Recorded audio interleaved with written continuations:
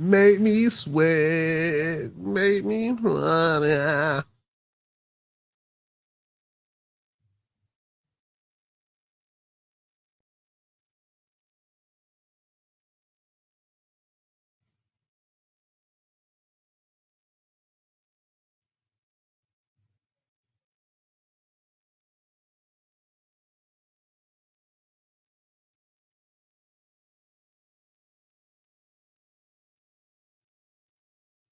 Hmm. I'm supposed to be live on the Instagrams. However, it seems as if I am not. I mean, I ain't gonna complain. However, comma. Yeah.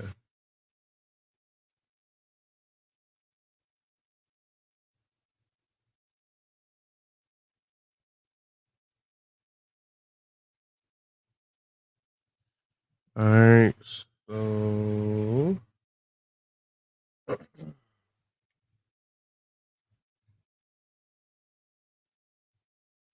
can you blow my mind?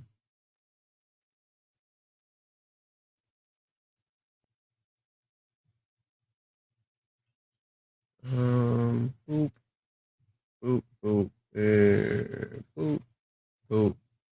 And then we're gonna go over here and we're gonna go do the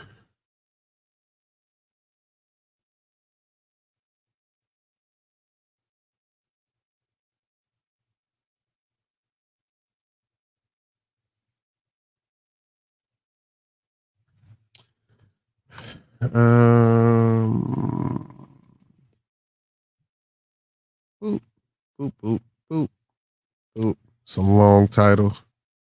A very long title. It's definitely gonna change. Where's we at? You're not live yet. So boop, boop, boop, boop, boop.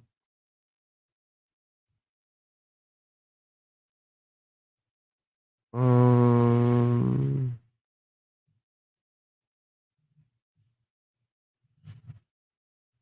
boop, boop, and boop.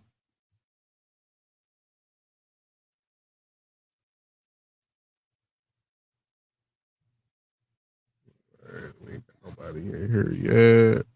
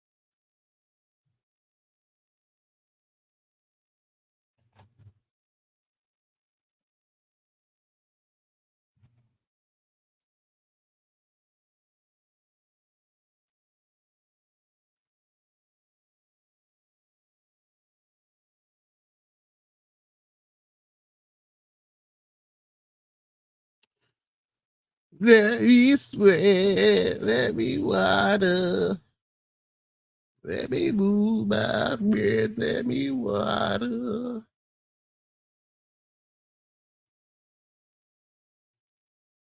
Boop, boop.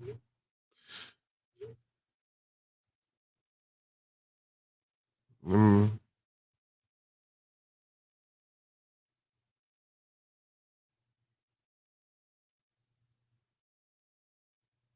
you, and then you.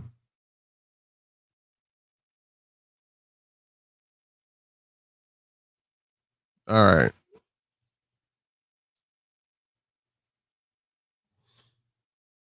I wonder why. Once you're live, if your stream is public, you'll find it at the top of the feed.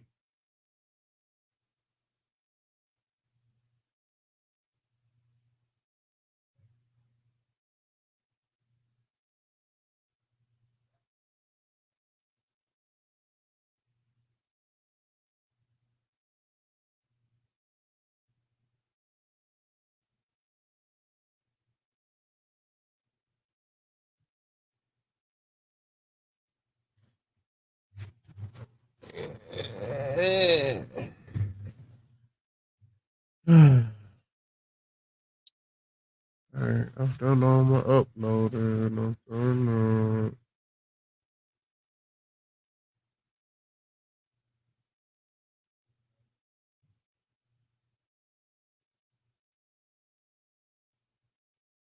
A live group rewind.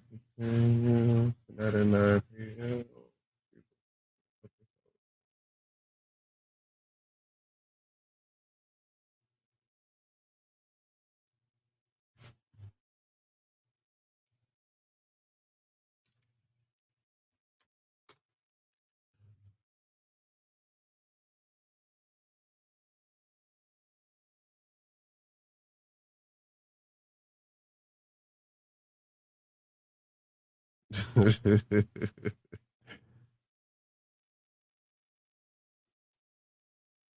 All right, so let's move this over here. No, no, there it is. No, we're good on that, and then we're gonna move this right here. All right.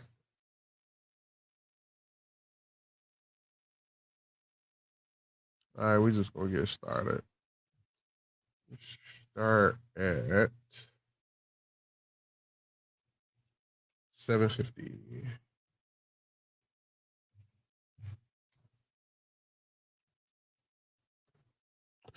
All right. What is up, people? It is me, your guy, Tony P, and this is the Doing Stuff podcast. How are y'all doing today? Today is going to be a very low vibrational day. It's been a very long and trying week. Luckily, I had already planned this ahead of time. I actually planned on doing more than just this. Actually, we can't do more than just this because the things that I've heard, the things that I've seen, and the what the hell is going on when it comes to Marvel and Disney, and my man's what's his name? Um the X-Men showrunner. X-Men 97 showrunner.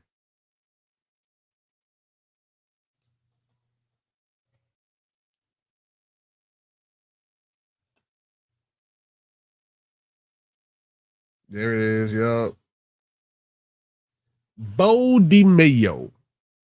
So apparently Bo DiMeo got fired like right before the premiere of X-Men 97, which by the way, coming to the channel very soon, more sooner than later. We're gonna be doing reactions to them boys. Very, very, very soon. They're gonna be added to the old good old lineup because we're running low on content at this point. Let's see, X-Men 97. X-Men 97 has 10 episodes and they about 30 minutes, 40 minutes. One thing that annoys me about Disney Plus, and I guess it's a nitpick. Disney Plus will not have a set amount of time for their shows. But 10 episodes, roughly 30 minutes apiece.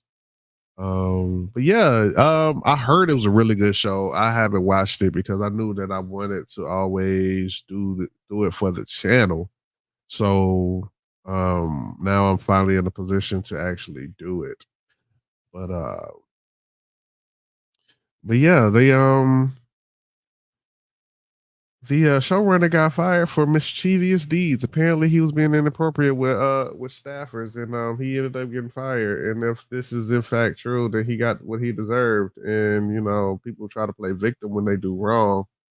But I think the suits got it right this go around. And why am I not on Instagram, yo? I'm not gonna worry about it too tough, but it's supposed to work. It's supposed to be working. And yet it's not. It's all good. But what we here for? We are here for that good old fashioned hot D. So I got a hold of the audio book. Shout out to Citizen X. Make sure y'all subscribe. I'm subscribed to my Tony P Does stuff page. This is my personal page. This is my personal profile. But Citizen X, they do a lot of visual storytelling. They have visuals. They basically read the book and tell the story of the book, along with visuals and details and information that kind of help you understand what's going on in the story. So I figured now that season 2 is done, and some of us aren't interested in waiting another 2 years to continue the story, and then another 2 years to get the conclusion, because I want to say they have they're slated to have 4 seasons, so we won't be getting a conclusion until 4 years from now. Ain't no telling where I'm gonna be at, so I need to know what happened to Crispy Cole. That's what I need to know. I need to know he dies a horrible death in front of Allison, and I want them to die together. I want one of them to witness the other one die, and then the other one die a horrible death, preferably via dire wolves. But we ain't got nobody in the chat just yet. But yeah, we gonna get started. We gonna get rolling, man. So I'm about to do what I do with my reaction videos, but this isn't a reaction video, so let's get it.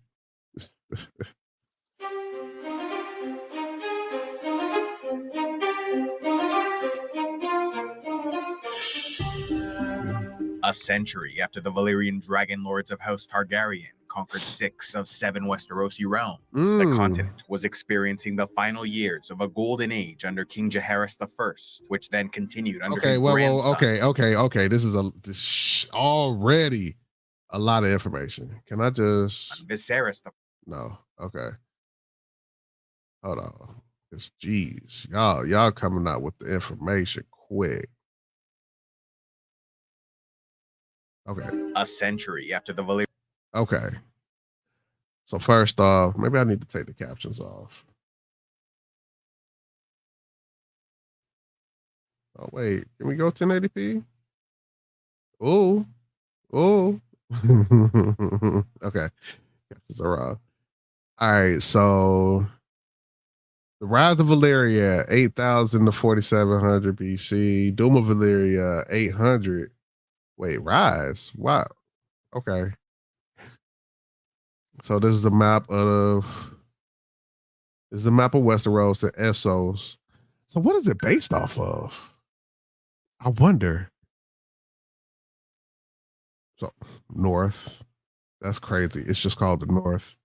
The Isles and the Rivers, the Rock, Casterly Rock. I thought Casterly Rock was on the east side of Westeros, but I guess not. Vale is huge. I didn't realize Vale was so big to reach. Storm Drain, and Dorn. All right. Valyrian dragon lords of House Targaryen conquered 6 of 7 Westerosi realms. The continent was experiencing the final years. Okay, so Jaehaerys of a was golden at the beginning of season 1, Jaehaerys was the king that had to decide between Viserys and Rhaenys.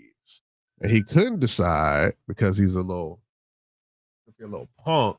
He had the realm vote, which is wild.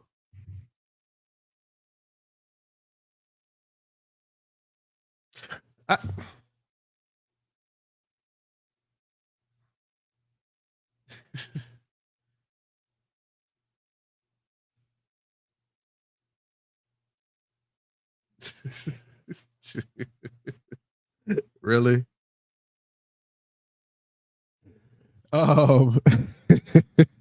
Sorry, y'all. So yeah, he's the one who had was at the very beginning. He died. His sons died before him, so he had to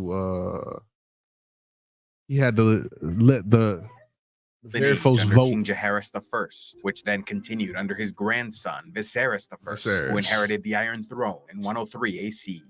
While Viserys was not a brilliant, transformative figure like his grandfather, he was a kind, amiable king, well loved by his subjects, continuing most of the policies which led to their years of prosperity.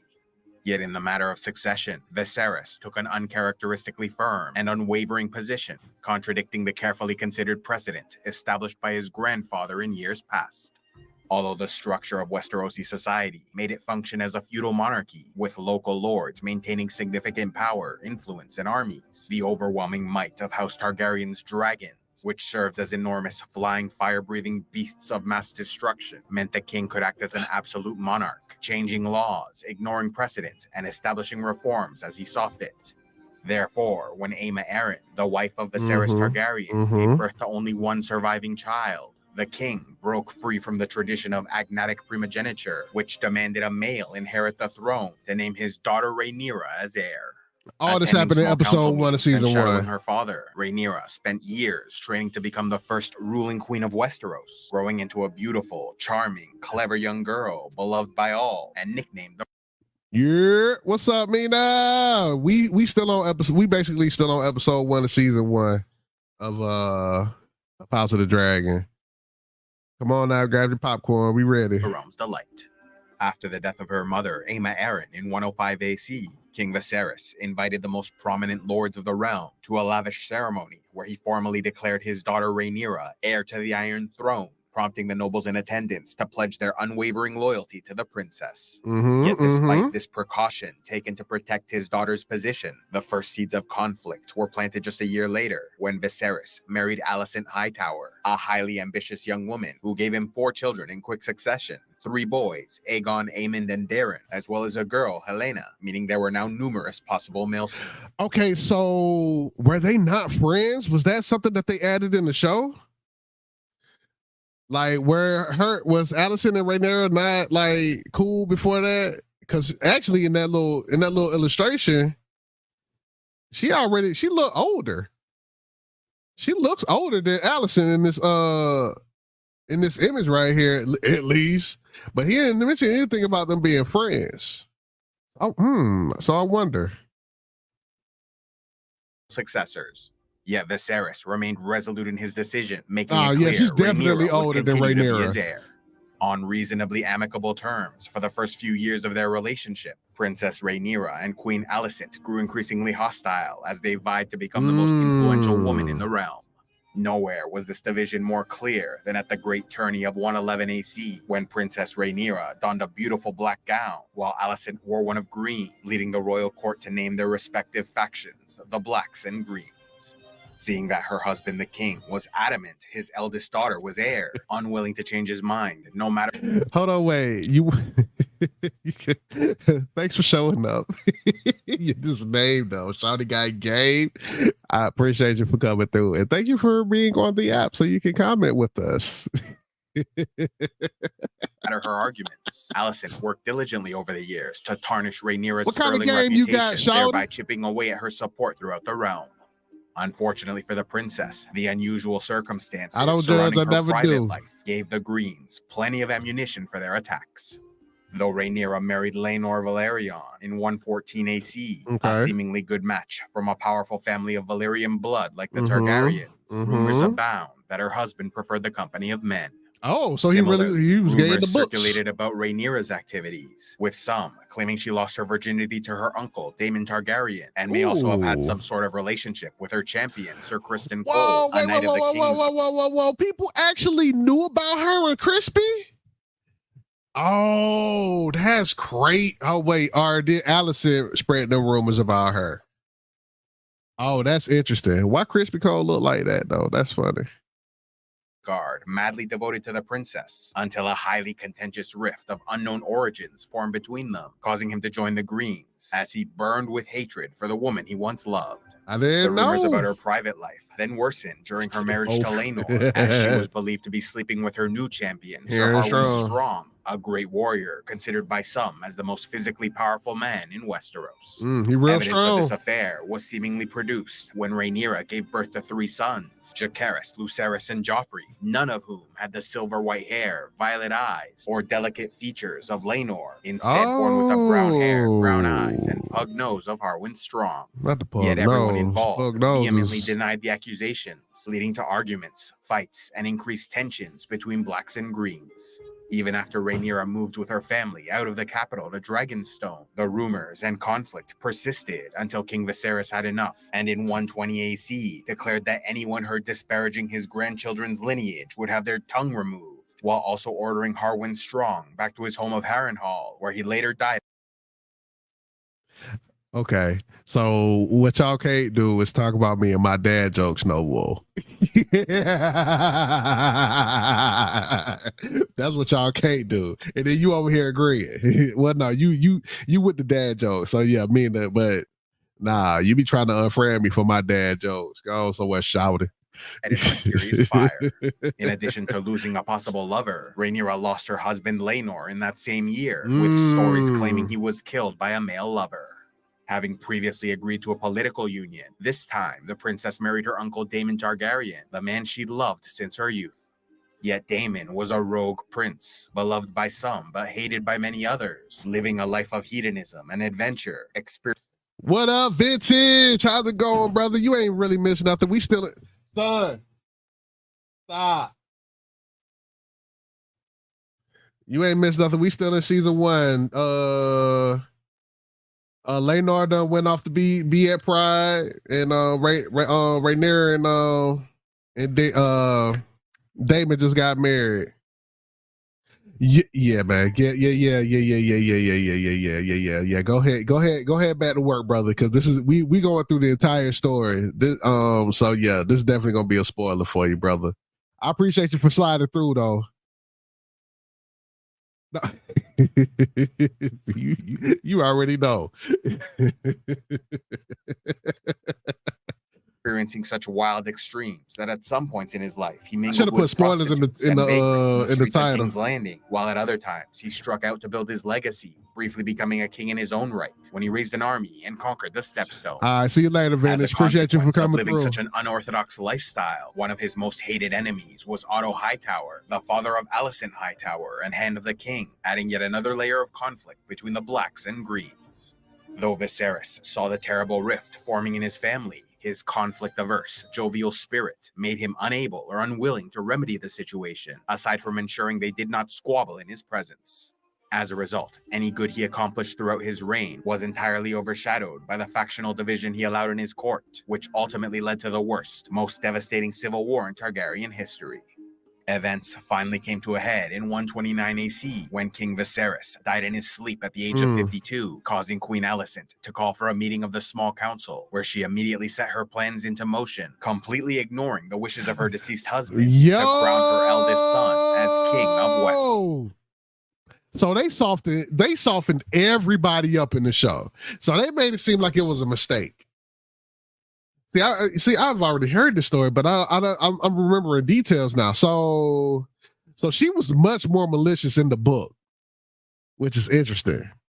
But on the show, they try to make it seem like, oh, he said Aegon. I thought he was talking about our son. No, he was talking about Aegon the Conqueror. That's that. I would have preferred. I would have preferred that they did it like that, because the way that they write in the show, we are like, it's hard to be on Team Green. Like the way that they have the show written, like don't like no, unless you're trying to be a contrarian, you're not rooting for the Greens in this show, which probably is going to lead to some real big heartbreak later on, because we are like the vast majority of sane people are on Team Black. But stuff like this would have definitely tipped the scales towards Black. Nah, we knew it wasn't. Well, she made it seem like it was a mistake. She made it seem like, no, he said Aegon. We was talking about our son. We do what that dusty heifer did. But in the show, they made it seem like Otto was the one behind all of it. He was the one orchestrating everything, all the deception and all that. And here, she's the one running all of it. Never Team Greed. Oh, that's a funniest slip that works. So Otto Hightower, Alicent, Kristen Cole, Grand Maester Orville, Jasper Wild, Larry Strong, Lyman. Oh, he ain't gonna be here much longer. And Tyler Lannister. So pretty much all the characters that was there that night as well. Westeros. Having spent years ensuring the council was comprised of Green supporters, nearly all agreed to pledge themselves to Aegon Targaryen, save for old Lord Beesbury, the Master of Coin, who refused and accused them of stealing Rhaenyra's crown. Accounts differ on what happened next, with some claiming he was arrested and died in a cell, while others say Sir Criston Cole, now the champion of Queen Alicent, immediately slit his throat or threw him from a window. In any case, loyal Lord Beesbury became the first casualty in the dents of the Dragon Civil War. For 7 days. Whoa. This thing only lasts, well, not only, but this shit lasted for 2 years? That's cool. That's why they're stretching the shit out, because it's 2 years worth of storytelling, and that's why there's a lot of exposition, there's a lot of storytelling, there's a lot of setup in season 2, because season three, they've already said it's gonna be all out war. It's gonna be action, and you can only do but so much, and you gotta make the money. At the end of the day, you know that HBO is here for the monies. They paid George $50 million to be a part of this thing, so you know they gotta recoup that in blood. The death of Viserys' secret, so they could remove and replace all their enemies at court, until finally the Kingsguard Sir Criston Cole crowned Aegon II as King of Westeros, claiming legitimacy through tradition and historical precedent, including the conclusion to the Great Council of 101 AC under King Jaehaerys I, which stated a woman could not inherit the Iron Throne over a male claimant. Born from the machinations of Alicent and Otto Hightower, Aegon Targaryen had no ambition to be king, and when presented with the idea, refused, stating he had no desire to steal his sister's crown. Wow. But Criston Cole eventually convinced him his family would be killed if Rhaenyra became queen, as she would no doubt seek to eliminate her rivals. Believing the safety of his family was at stake, Aegon saw no choice but to take the throne and commit himself to the war.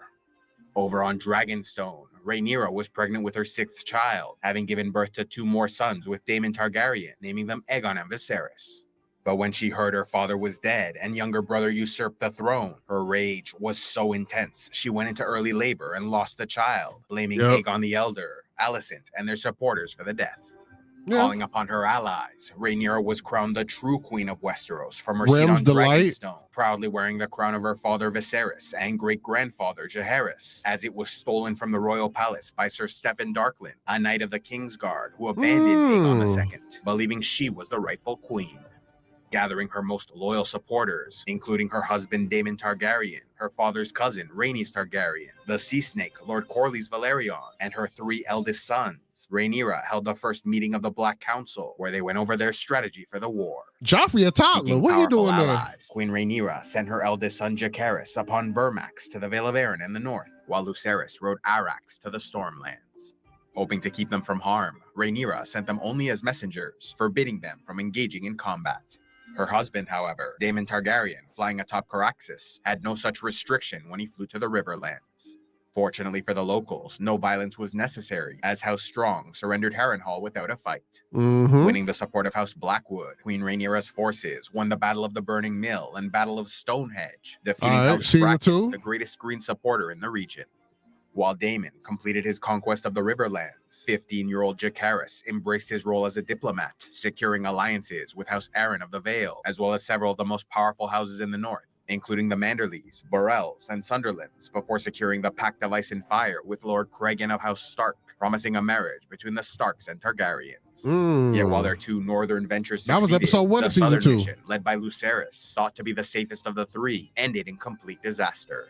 Making the mistake of assuming Borros Baratheon was with the Blacks because his father was an ardent supporter of Rhaenyra, Lucerys arrived to find Aemond of the Greens negotiating an alliance. Borros informed Lucerys that Aemond offered to marry one of his daughters, and since Rhaenyra's boys were all betrothed, the Blacks could not beat that offer. Still holding a grudge for the loss of his eye, Aemond wanted to attack the boy, but Borros forbid it in his hall. However, once Lucerys flew away, Borros gave permission for Aemond to give chase. Engaging in the dance over Shipbreaker Bay, young Arax was no match for Vhagar, and so both Lucerys and his dragon were killed. While Rhaenyra cried and raged over the death of her son, Daemon Targaryen swore vengeance and reached out to his underworld contacts in the capital, arranging for the assassins Blood and Cheese to infiltrate the Red Keep using secret tunnels underneath. Killing a handmaiden, they captured Alicent, Helena, Jaehaerys, Jaehaera, and Maelor before forcing the king's wife to choose which of her 3 children would die. Threatening to rape her daughter and kill them all if she refused, Helena reluctantly chose her youngest, Maelor, reasoning that he did not understand what was happening and would not suffer. But the assassins instead cut off the head of her eldest son, Jaehaerys, before fleeing into the night.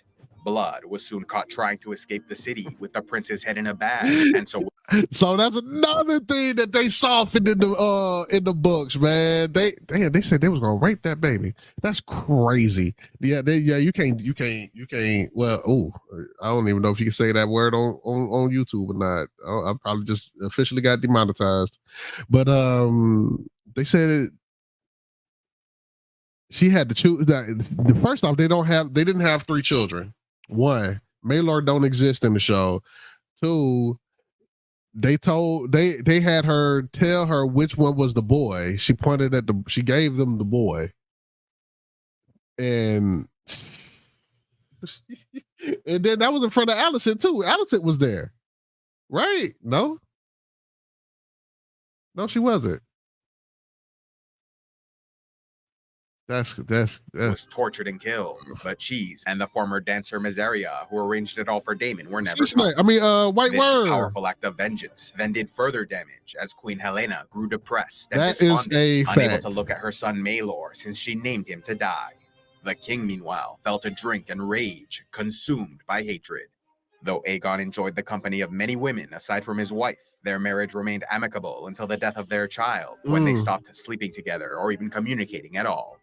Hoping They to stopped strike doing that back against way the Blacks, before Sir then. Criston Cole sent the Kingsguard, Auric Cargyle, on a mission to infiltrate Dragonstone, posing as his twin brother Eric, who served as Queen's Guard for Rhaenyra.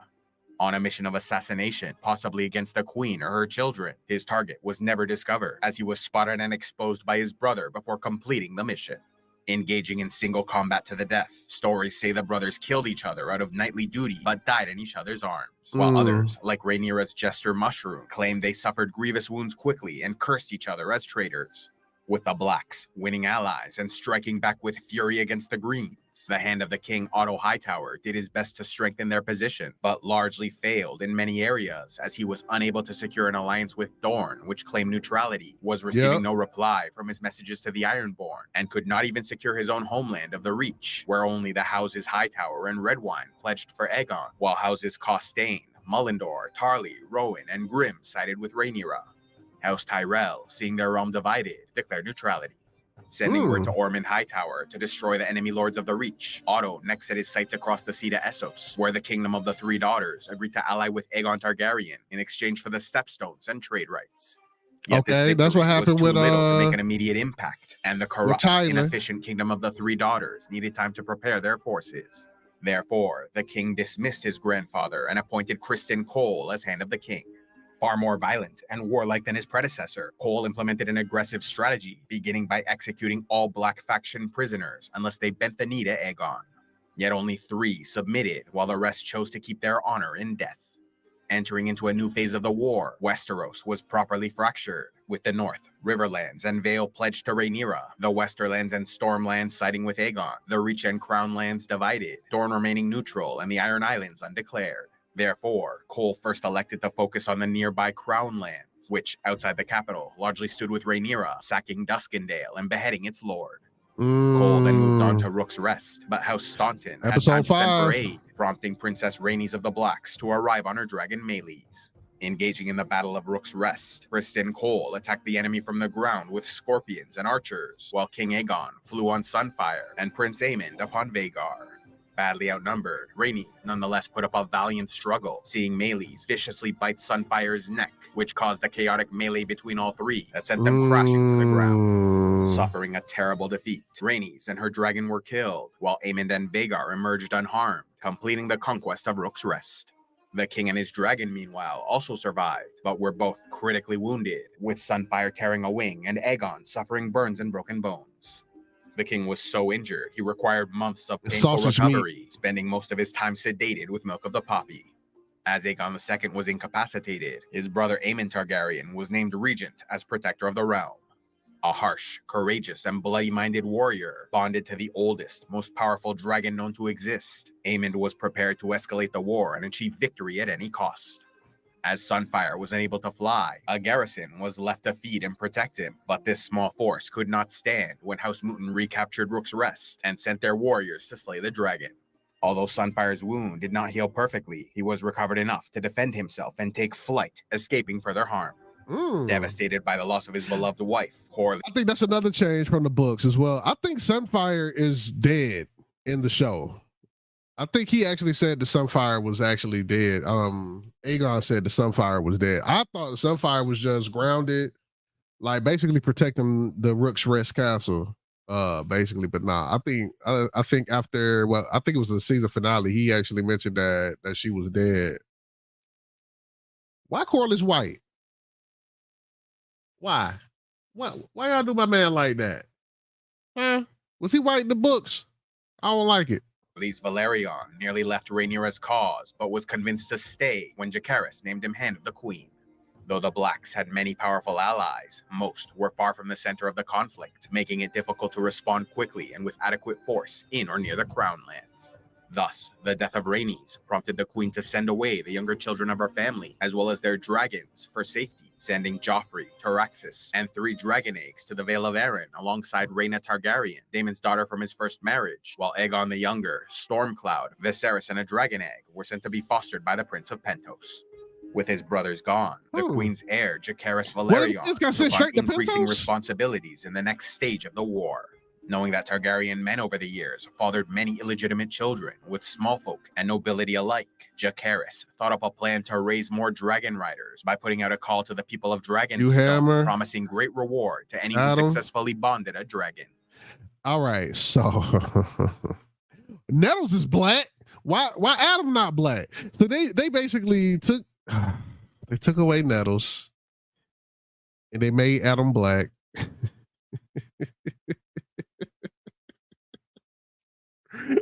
Oh. Though many failed, were wounded, or even burned alive, some few succeeded, like Hugh Hammer upon Vermithor, Ulf the White upon Silverwing, Adam of Hall on Seasmoke, and the girl Nettles riding Sheepstealer. Adam of Hall and his brother Alan were bastard-born children, supposedly fathered by Laenor Velaryon, though they were more likely the children of Corlys Velaryon. Therefore, when Adam claimed a dragon, Rhaenyra legitimized both brothers, allowing the Lord of Driftmark to name the eldest his heir. With the dragon seeds at their backs, the Blacks gained a decisive advantage over the enemy, but soon suffered a catastrophe in the Battle of the Gullet, remembered as one of the bloodiest sea battles in history. At last fulfilling their agreement, the Kingdom of the Three Daughters sent a fleet of 90 ships to break the Velaryon sea blockade around the capital. But first, they ran into the vessel carrying Rhaenyra's sons to Pentos, able to capture Viserys and his dragon egg, while Aegon fled atop Stormcloud, who was gravely wounded, but nonetheless made it to Okay, where did you make it to? Dragonstone. Okay, so how they gonna do that in the show? Because them kids and them dragons is way too small to be able to do that. Like them dragons ain't carrying nobody, let alone flying over the sea to Dragonstone. So I wonder how that's gonna work, because the Triarchy's forces are definitely headed towards the blockade, yes. But if they were, and also if you see, it's not making sense logistically. You can see my okay. So if they're leaving the Veil,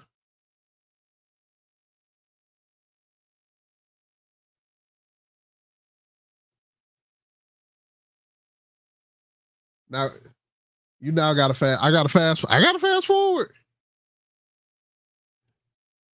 But no, if they're leaving the Veil and going to Pentos, how did the Triarchy end up running into their boat when it's a straight shot right here to Pentos?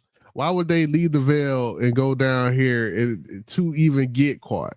That's interesting to see. During his rider's safety before dying, the fleet then attacked the Valerian ships at the Gullet, causing Jacaerys to lead the Dragon Seeds into battle, destroying 62 of 90 vessels. The foreign fleet, however, had experience fighting dragons, able to bring down Vermax and kill its rider, Jacaerys. Oh, wait a minute. The show, okay, come on now, Mina. Okay. That's a lot of goddamn fast forwarding. That is, I see what you're saying now. For this, we can see right here. Wait. Okay. Oh, that's how I make the mouse. Okay. I'm learning things. So we see that it only lasts 2 years. It's a 2-year war. Them babies are still babies, including them dragons. Ain't no way they gonna fast forward one of them babies being able to ride a dragon back to Dragonstone, let alone know how to get back to Dragonstone. Let's talk about that. Like, they babies and they been in the Veil for I don't know how long. Remaining fleet was also able to sack and burn nearby Spicetown and High Tide on Driftmark, eliminating a third of the Valerian fleet, slaughtering their people and destroying much of Corlys Valerion's wealth. Though the fleet sailed back to Essos with much treasure and a valuable war hostage, the overwhelming loss of ships and men caused the Kingdom of the Three Daughters to consider the battle a miserable defeat, leading to a political crisis and their very own civil war. Though the Greens struck a devastating blow with the death of Jacaerys and sacking of Driftmark, their allies in Essos were now out of the war, and the Valerian fleet remained in control of the Narrow Sea. He was going down, meaning the Battle of the Gullet was technically a black victory. Now we in spoiler territory. The blockade of the capital. Distraught by the death of yet another son, matters worsened for Rhaenyra during the Battle of the Honeywine in the Reach, when her allies were on the brink of victory against House Hightower, only for Prince Daeron, the youngest brother of King Aegon, to fly his dragon Tessarion into battle, defeating the Blacks. Targeting the river. Okay, so if y'all missed it, at the end of the last episode, they were showing all the armies and everything converging onto each other. Some headed to Harrenhal, some headed here and there, whatever.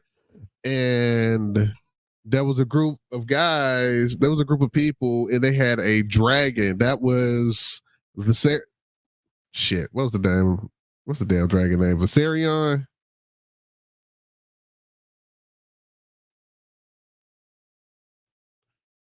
Tessarion and Daeron. I can't remember. There's a lot of damn names to remember, but that was him and his dragon. That is, and a lot of people was like, "Alistair got another son." Yeah, they have 4 sons. He got sent to Old Town because basically he the youngest, so ain't no way he gonna be able to do anything, having to do anything political besides whoremonger. So they sent him and his dragon to Oldstown. And apparently my boy's badass because he was able to take out the Blacks. Somewhere in the Reach. The Battle of Honeywine. Brink of victory against House Hightower, only for Prince Daeron, the youngest brother of King Aegon, to fly his dragon Tessarion into battle, defeating the Blacks. Targeting the Riverlands, the Greens, Aemond and Criston Cole led an army to Harrenhal, expecting to face Daemon Targaryen, but the fortress was empty as the rogue prince departed, eventually making his way to Maidenpool, where he remained for a time with the Dragonseed Nettles, possibly beginning a romantic affair. So it's understood that Nettle, they're giving Rhaena, Daemon's daughter, Nettle's story. So how they gonna work that out? He already done smashed his niece. He done smashed his mama. Now he gonna smash his daughter too? This dude is a degenerate. Seeking to join Aemond's host at Harrenhal, House Lannister of the Westerlands led over 8,000 men into their eastern neighbor. Yet the lords of the Riverlands knew their territory well and were committed to victory, repeatedly throwing themselves and their warriors at the Lannister army, whittling down enemy forces. Despite House Lannister winning the battle at the Red Fork and battle at Acorn Hall, they lost 2 commanders and many men along the way, with the Riverlords continually regrouping and renewing their attacks. The last stand defense against the Lannister advance, about when they said there's another player in the game, where the Riverlords were joined by Lord Roderick Dustin. You think that's what they meant by that? 2,000 hard-fighting northern warriors, unwilling to wait for the larger northern host to gather, and marched south seeking a glorious death, in keeping with the tradition of older men voluntarily leaving their homes to die in the wilderness, thereby ensuring more food for their family during harsh winter months. Wow, Thus, that's the winter crazy. wolves were entirely prepared to die, making them possibly the most fearsome, devastating fighters in the entire war. Engaging in what was alternatively called the Fish Feed, the Lannister army was entirely destroyed, while the Blacks lost 2,000 men, including 2/3 of the Winter Wolves, who fought with unparalleled ferocity.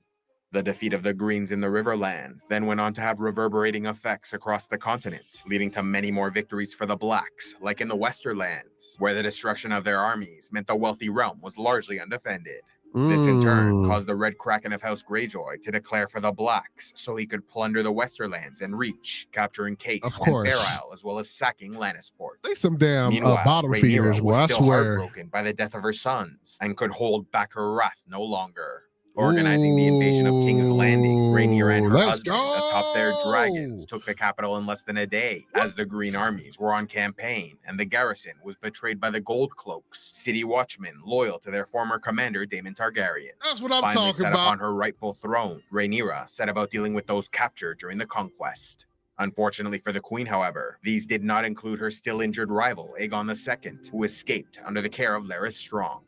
Neither did she find the king's children, Jaehaera and Maelor. Wait a minute. What's up, dirty girl? How you doing? How's it going? We're in season 3 right now, but I just had to. Why they do this? Why they do that? Why they do Littlefoot like that, man?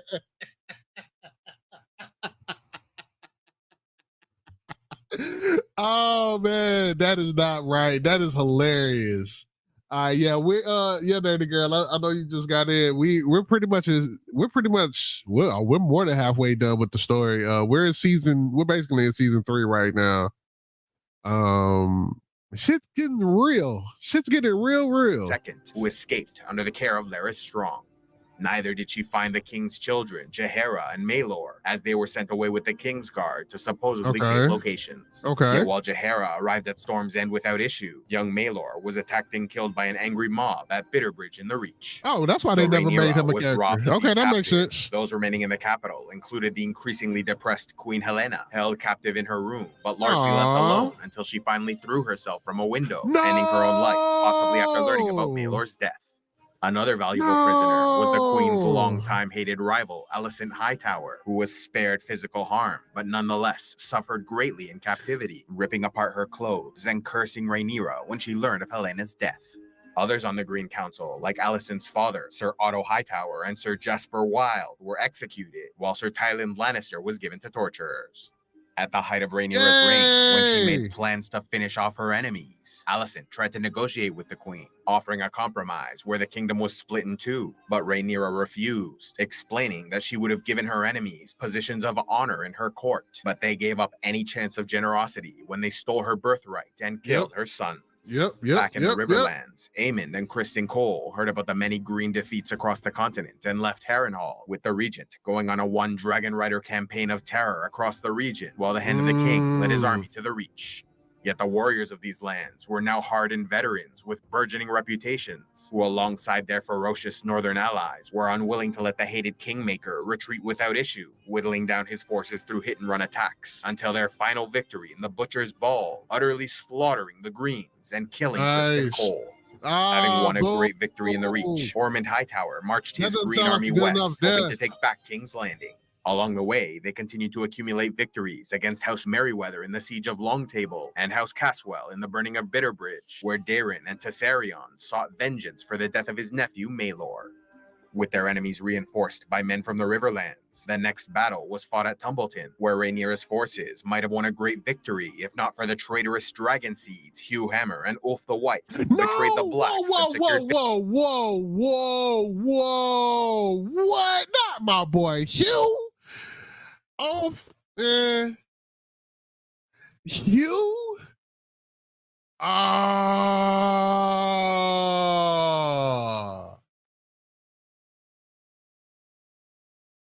Wait, what?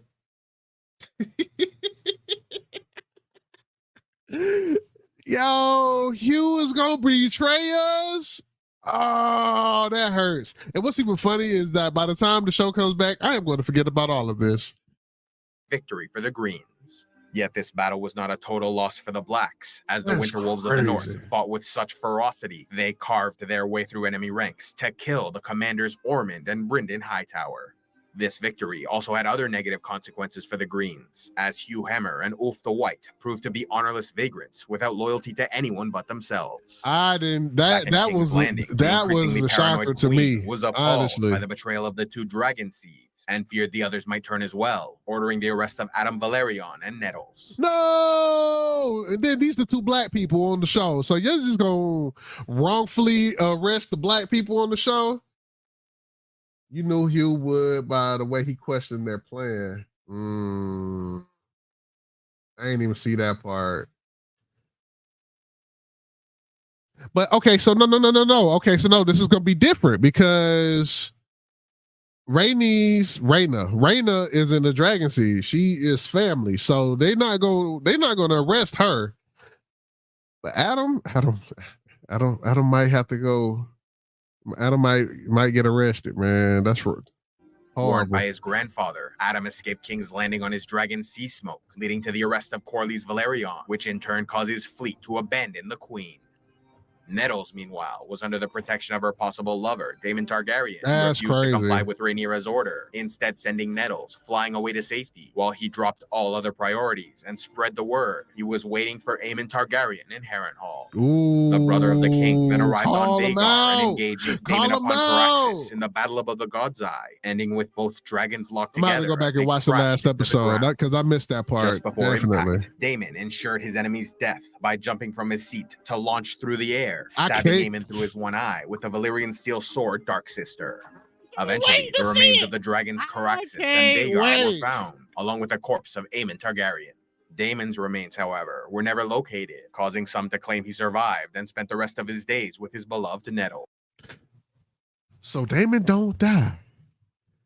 Okay, so the people who thought about never mind, I'm gonna keep that to myself. That sounds dumb. Never mind. Finding herself in an increasingly difficult situation, Rhaenyra unknowingly suffered yet another blow when Larry Strong smuggled the recuperating Aegon II onto Dragonstone, where he reunited with his dragon Sunfire. Gathering all those willing to betray Rhaenyra, they launched a coup and took Dragonstone for the Greens. Princess Baela, the daughter of Daemon, rode Moondancer against the enemy, but her dragon was killed by Sunfire and she was captured. Aegon II survived the fighting, but once again suffered a terrible injury by breaking his legs. With the queen's fortunes crumbling all around her, rioters were creating chaos in the capital, allowing petty usurpers to rise and find followers, like when the knight Sir Perkin the Flea declared Tristan Truefire as king of Westeros, claiming his legitimacy as the bastard son of old King Viserys I, and bestowing knighthood on any willing to join them. Whoa. At the same time, a mad prophet called the Shepherd rallied a great mob to storm the dragon pit, hoping to slaughter the remaining dragons of House Targaryen, naming them demons, bringing forth the doom of men. Desperate to protect the dragons and fight like his brothers had, young Joffrey Valerion disobeyed orders, mounted his mother's dragon Syrax, and flew into battle. Unfortunately for the prince, Syrax was unaccustomed to his weight and tossed him off mid-flight, sending him falling to his death below. Wait a minute.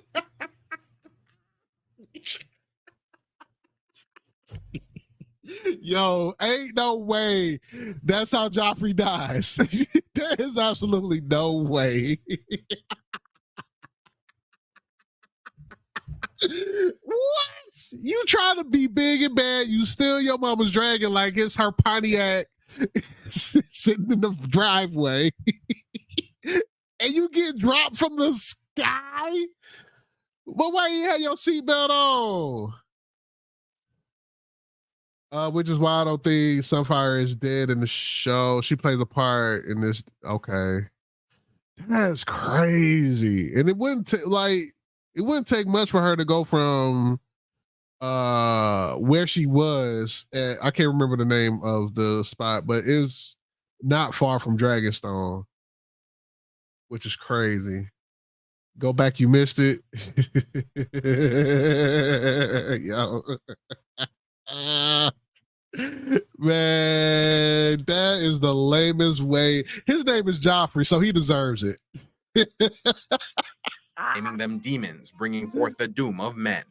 Desperate to protect the dragons and fight like his brothers had, young Joffrey Valerion disobeyed orders, mounted his mother's dragon Syrax, and flew into battle. Unfortunately for the prince, Syrax was unaccustomed to his weight and tossed him off mid-flight, sending him falling to his death below. That Losing is her mind with worry, crazy. Rhaenyra sought aid in retrieving her son, causing 7 courageous knights to voluntarily ride out amidst the chaos, seeking the boy. Remembered as the 7 who rode, Sir Giles Ironwood, Sir Willem Royce, and Lord Commander Glendon Good were killed, while the rest successfully found Joffrey's remains and brought them to the queen. Meanwhile, the storming of the dragon pit continued. He said she died when he was talking to dragons, including Shrikos, his peace Morgul, person. Caraxes, Dreamfire, and I thought I Syrax. did hear him say They in turn burned and killed a great many rioters, eventually collapsing the domed roof to crush all beneath. Oh, so that's why it looks like Rhaenyra that. fled with Aegon the Younger, believing he was her only surviving child, though Viserys still lived as a captive in Essos.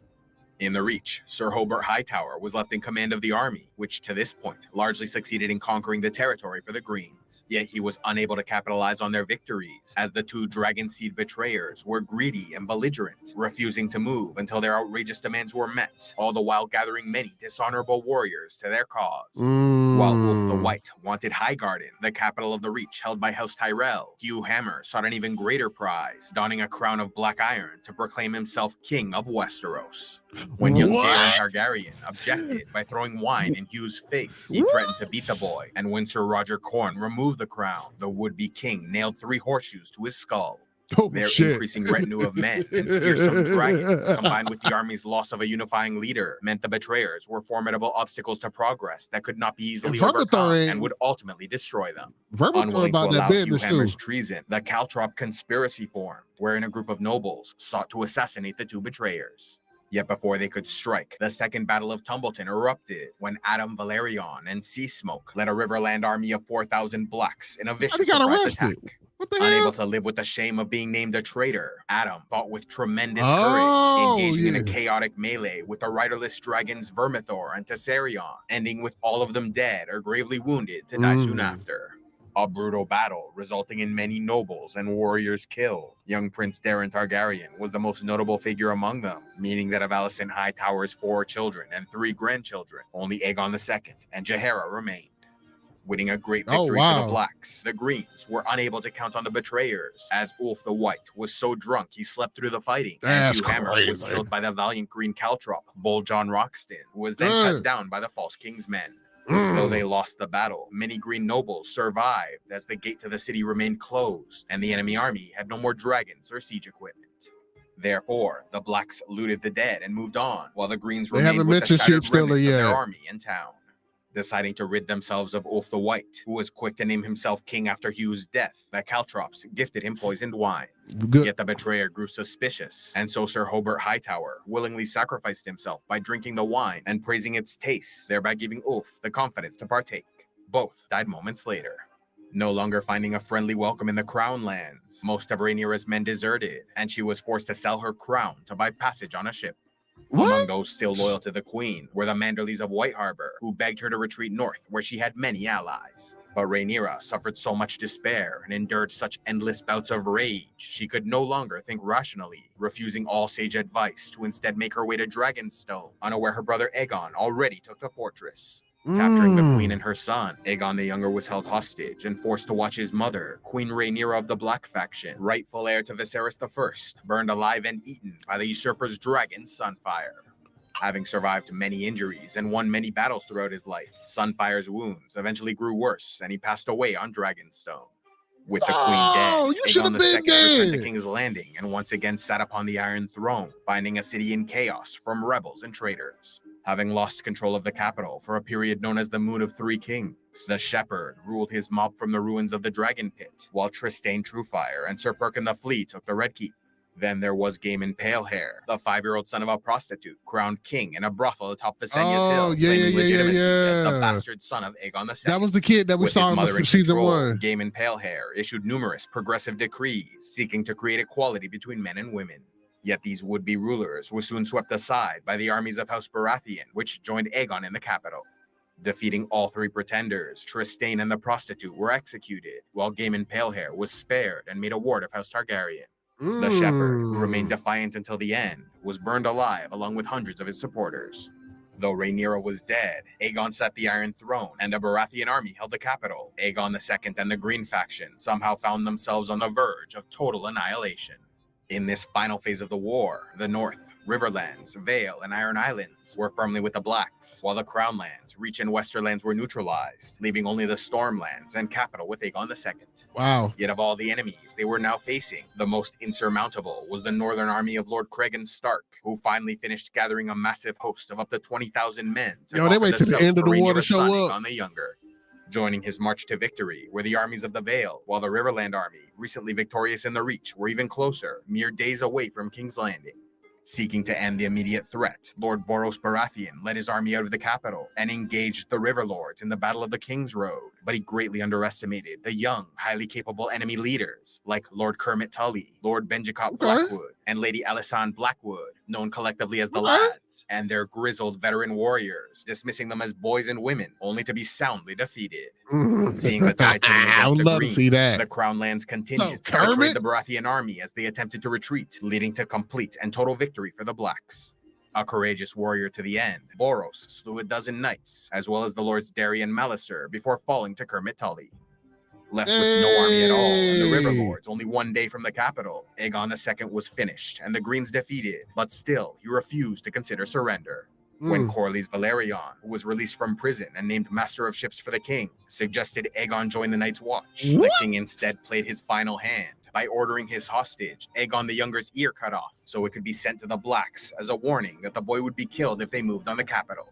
This would be the last order he ever gave, as Aegon II, usurper king of the Green faction, was found dead sometime later, assassinated by poisoned wine. Hoping to avoid further bloodshed, Lord Corlys Velaryon set about establishing peace before the enemy could arrive, crowning Rhaenyra's son Aegon III as King of Westeros, hoping this might end the civil war on satisfying terms for the approaching armies. But he was mistaken, as only Lord Cregan Stark of Winterfell held the power and authority to end this conflict, and he would allow no peace until his honor was satisfied. Though the lads of the Riverlands were happy to meet Corlys Velaryon and accept an easy victory, they quickly fell in line behind Cregan Stark, both fearing his wrath and admiring his abilities as a warrior and leader, agreeing to follow his command in how the war must proceed. Known as the Hour of the Wolf, Cregan Stark ruled as Hand of the King, making plans for his massive army to launch a campaign of vengeance against all those who defied Queen Rhaenyra, including the Stormlands, Reach, and Westerlands. He also imprisoned those suspected of murdering Aegon II without his authorization, ultimately calling for the execution of 22 prisoners, including Corlys Velaryon. Yet while Cregan Stark was ready to shed as much blood as he deemed necessary, his harsher tendencies were slowly softened by Lady Alysanne Blackwood, who grew romantically involved with the Lord, offering sage advice that might spare Westeros further suffering. Falling in love with and marrying Lady Alysanne, Cregan agreed to forego his campaign of vengeance, spared the life of Corlys Velaryon, and allowed most of the condemned to join the Night's Watch, though the Kingsguard Giles Belgrave and Master of Whisperers Larys Strong chose death, and thus were personally executed by Lord Stark, wielding Ice, the Valyrian steel sword of his family. Okay, that was another thing that pissed me off. Whose machinations led to such destruction, she went mad. So, bro has ice, right? This is like what, 100 years in the past? This is 100 years in the past, right? The Kingsguard Giles Belgrave. He has ice now. And that motherfucker, Tywin Lannister, melted ice to make a sword for that little bastard Joffrey. He got what he deserved. He deserved a more humiliation. He died on the crapper like Elvis, but he got what he deserved. What happened with Alicent? She wasn't harmed. I don't think she ever got killed. I think she's still alive and well. She's just not a part of the fight anymore. So they stopped talking about her. Right. Absolutely. Grave and Master of Whisperers Larys Strong chose death, and thus were personally executed by Look Lord Stark, Look how wielding big that damn sword is. Steel sword of his family. As for Lady Alicent, whose machinations led to such destruction, there we go, right there. She went mad in captivity and eventually died, a sad, lonely wretch, haunted by the memories of all those she'd lost. That's the second unsatisfying death of this. She just dies lonely, sad.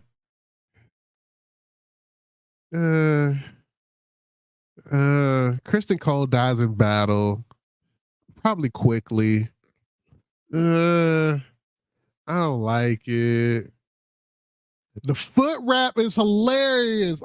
Like, why they do that, man? Like that is funny. All right, we almost done. We got 2 minutes left for the story. Thus it was that the Dance of the Dragon Civil War finally ended, leaving Aegon III, the 11-year-old son of Rhaenyra, as king of Westeros. Okay. So I thought that's how this ended. Okay, I didn't think that I remembered it right. So Aegon, which is Rhaenyra and Daemon's oldest son, and Aegon II and his sister wife queen, their only daughter, they end up together at the end of this whole thing. Because he's Littlefoot for a reason. It's wild. Though Cregan Stark was granted many rewards by the crown, he refused to take a position on the Regency Council and only served as Hand of the King for 2 weeks before returning to Winterfell, leaving the Southerners to their own affairs. That sounds about right. After 2 years of vicious fighting, the lands of Westeros were utterly ravaged, losing many towns, castles, resources, and lives. Yeah. Yet perhaps the most impactful consequence of this terrible civil war came from the death of so many dragons and members of the royal family, which left House Targaryen's power and influence. Okay, so Cannibal is alive, but we haven't even seen Cannibal in the show. I don't even think they're going to show Cannibal. Elena and Dreamfire died. I don't even remember him saying anything about Dreamfire. Grey Ghost, Meleys and Rhaena, Moon Dancer, and Baela. Baela is still alive. I thought they said that they killed Baela. Jaehaera, Morning, and Rhaena. Okay, so Rhaena is going to get Sheep Stiller. She's smoking. Adamor dead. Damn. Silverwing is alive, but Ulf is dead. Nettles is dead. They didn't say anything about Nettles dying. Sheep Stiller is still alive, though. Location unknown. Aegon III. Shit. Everybody dead. And I'm how do I get rid of the thing without it Massively. No, it doesn't. Okay. Yeah, that's Yeah, everybody dead basically. Except for Bayla and Reyna, Jaehaera, which is the girl. Silverwing and Sheepstar are the only dragons. Morning hasn't even hatched yet on the show. And Cannibal, we haven't even seen on the show, which I don't even think is going to be on the show. So damn. Reduced, lessening further with each passing year until the Good for dragons all. entirely died out, allowing for the overthrow of their dynasty by King Robert Baratheon of the Stormlands in 283 AC. Following the dance, only 4 dragons survived, 2 of which remained wild the rest of their lives, while Sheepstealer flew with Nettles and played no more part in the affairs of Westeros. That left Morning as the only dragon of House Targaryen by the end of 131 AC, with the king's half-sister Rhaena as their only dragon rider.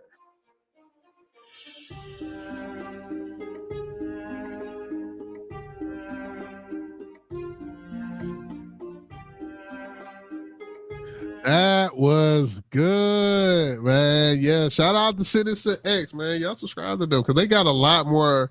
They got a lot more stories, and they tell like a lot about the show. Like they recently started doing stuff for House of the Dragon, explaining. So yeah, this is really good. They actually have these broken up into smaller pieces, but I just played the full version.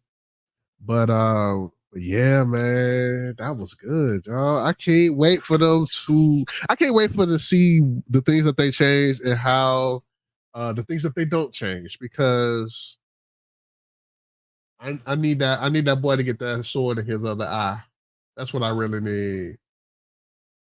All of this because of Alicent. At the end of the day, yes. Like in the books, she was the orchestrator of it, but in the show, she was like, "Oh, he changed his mind."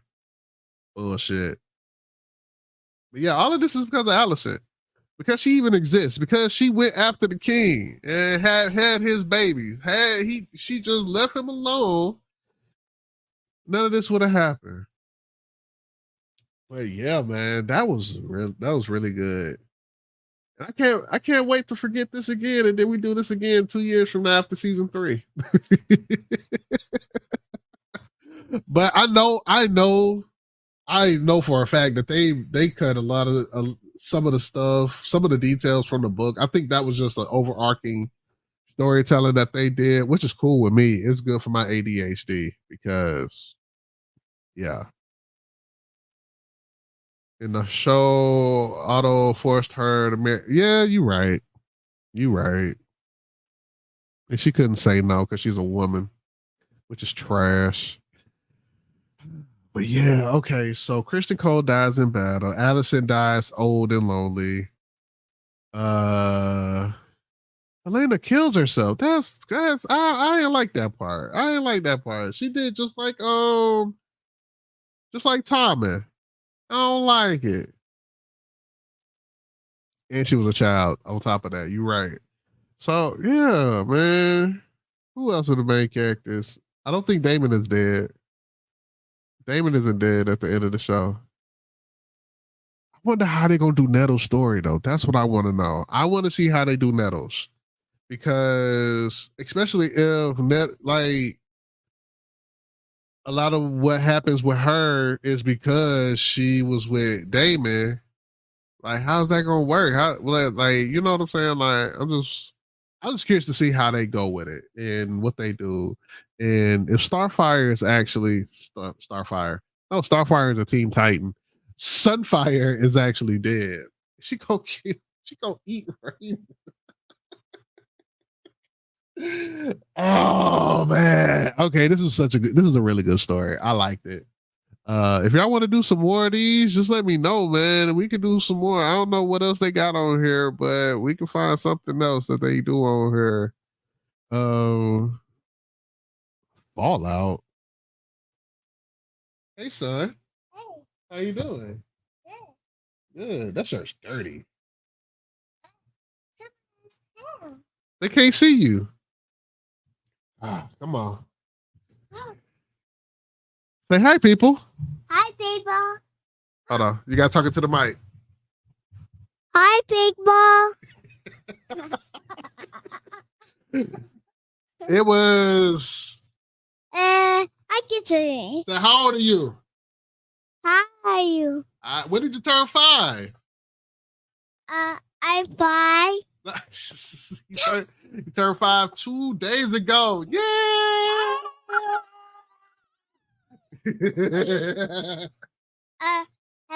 I get to. Go ahead. Tell the people what you want to say. What you want them to know?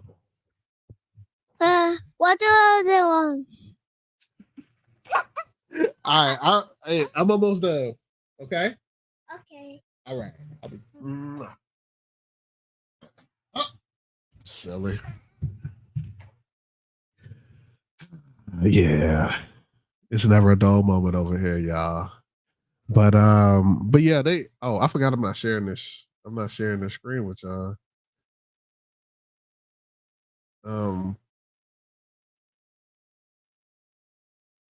But yeah, they tell a lot of different stories on here. If y'all want to go through some more of these, just let me know. We can.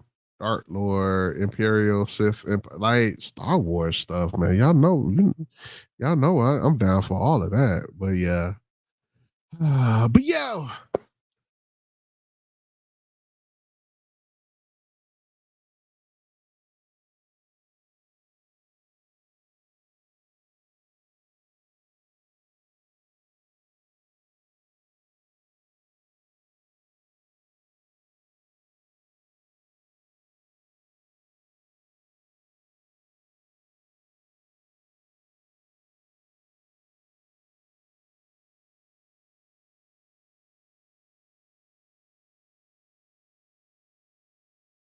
Oh. The boy done hit the mute button. Damn, so I just did the outro, muted. Okay, so hold on. Start over. If you're still watching, I definitely appreciate you. Please like, comment, and subscribe to this here channel. Hit the notification bell so you get notified whenever you upload. And until next time, people, let's get something done. Okay, the end is at 160.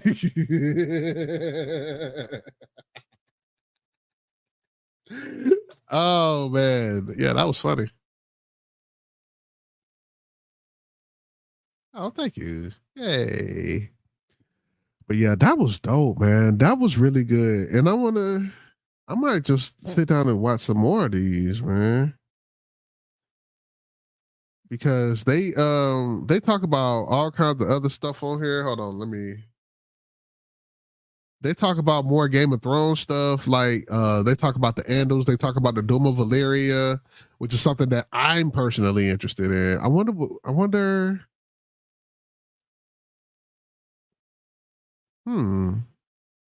wonder, do they update what they say in the story based on what's going on in the show? I still can't believe my boy Hugh Hammer betrays us. That's crazy. I can't believe it.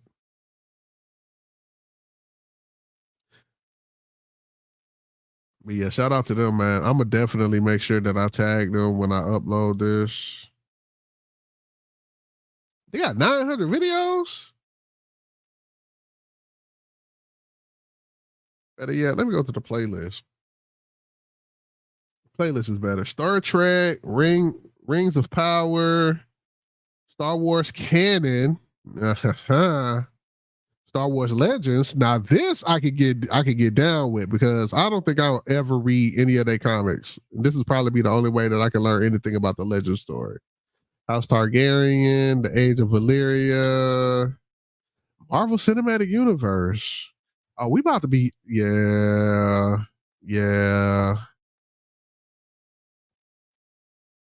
Game of Thrones. They actually talking about the show, the Game of Thrones. Suicide Squad. They only did one video for that. They must didn't do too good. The Houses of Westeros, breaking down all the houses. Theories of Ice and Fire. Yeah, this is a really cool channel. And they deserve more subscribers, just like most content creators that do good work. They only got 300,000 subs. That's crazy. That's crazy talk. Yeah, they got millions of views. That one we just watched had over like 2 million views on it. But yeah, what I'm gonna do later today, Nerdy Girl, if y'all are still on, Mina, I know you still here. I'm gonna go back to what's that game? Hogwarts. We going to Hogwarts today. Give me a minute to make sure that I download this stream and everything and make sure it gets uploaded and everything. And in about maybe an hour or two, I'll be back on Tony P Does VODs to get back to to get back to Hogwarts. I've been wanting to get back on it for the longest, man. But I just y'all know I'm doing the daily upload, so my mind instantly goes to getting that done. But right now, I'm a week ahead.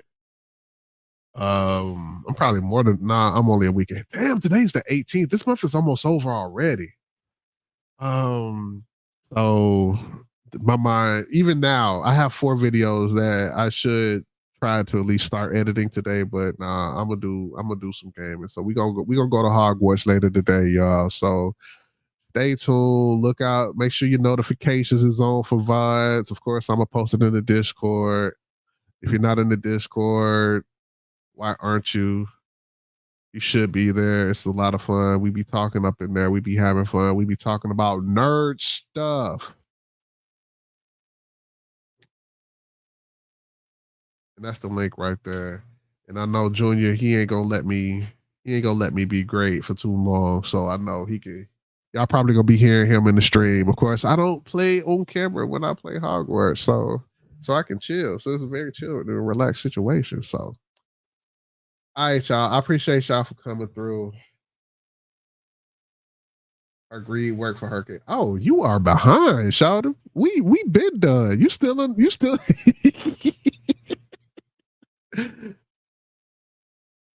we need to take some time to let Shawty catch up.